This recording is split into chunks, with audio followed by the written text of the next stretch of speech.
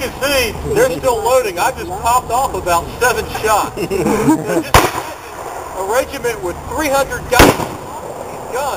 The Confederates that ran into them said, "You Union boys, load your guns on Sunday and you don't reload till Friday. You can fire these things all week," and that's almost true. Because these can hold, like I said, 16 rounds.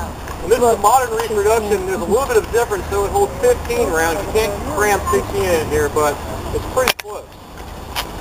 So, here's the Sherman's Army in 65th Illinois.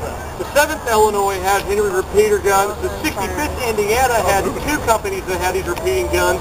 And the majority, and a large amount of Sherman's cavalry had repeating guns.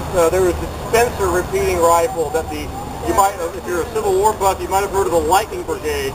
These men were, to a man, pretty much armed with the Spencer repeating rifle. A competitor's gun.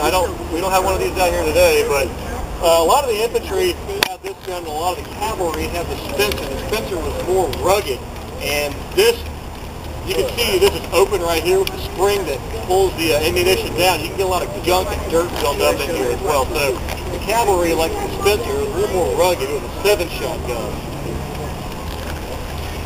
Thanks, Mark. So as you can see, ladies and gentlemen, with the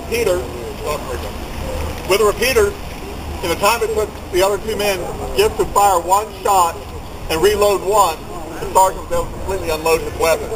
By the time they got the 3rd shot off, he would have been reloaded and firing again.